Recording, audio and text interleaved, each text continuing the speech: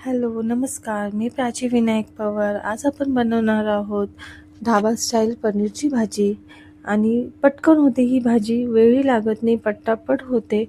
कोणी अचानक पाहुणे आले तर आपण काय बनवू ते ही भाजी तुम्ही बनवू शकता. पनीर घेतलेले आहे मी. पनीरचे तुकडे करून घेतले क्यूब्समध्ये आणि ते थोड्या वेळ पाण्यामध्ये भिजत ठेवलेले आहेत. आणि त्याच्यानंतर मी आता हे फ्राय पॅन घेतलेलं आहे. त्याच्यात थोडंसं तेल टाकलेलं आहे. जे पनीरचे क्यूब्स आपण पाण्यात ठेवले होते ते काढून घ्यायचे आणि हे फ्राय पॅनमध्ये असे शॅलो फ्राय करायचे. आणि त्याच्यावरती थोडंसं मीठ टाकलेलं आहे. एक मिनटं आपण शॅलो फ्राय करायचे. थोडे पिंकिश असं होईपर्यंत, जास्त नाही फ्राय पॅन करायचे, नंतर ते कडक होतील.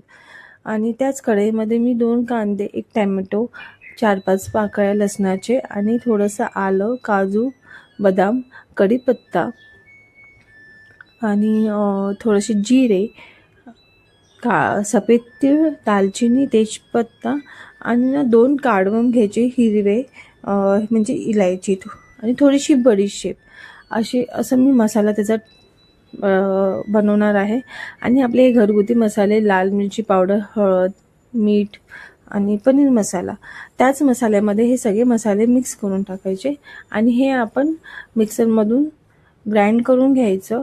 थोडंसं मसाला थंड होऊ द्यायचं आणि अशा प्रकारे पेस्ट करून घ्यायचे. ज्या कढईमध्ये आपण मसाला बनवला आहे त्याच कढईमध्ये मी थोडंसं तेल टाकते. तेलामध्ये तेच मसाला मी ॲड केला आहे, म्हणजे जी पेस्ट आपण बनवली तीच मी ॲड केलेली आहे. बघू शकता थोडंसं त्याला तेल सुटलेलं आहे. छान परतून घ्यायचं ते मसाला एक 5-10 मिनटं. आणि त्याच्यात 5-10 मिनटं झालं का मग त्याच्यात दही टाकायची. दही टाकली का थोडंसं ते परतून घ्यायचं छान आणि होऊ द्यायचं ते पेस्ट.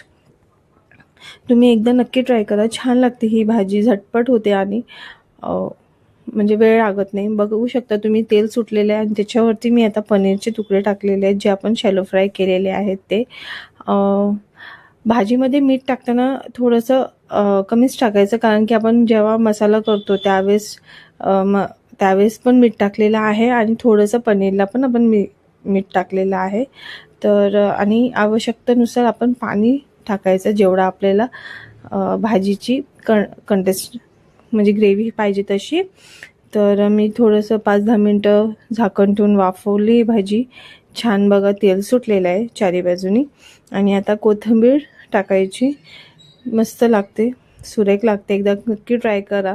कशी वाटली तुम्हाला आजची रेसिपी मला नक्की कमेंट करून सांगा. लाईक करा, सबस्क्राईब करा माझ्या चॅनलला. थँक्यू.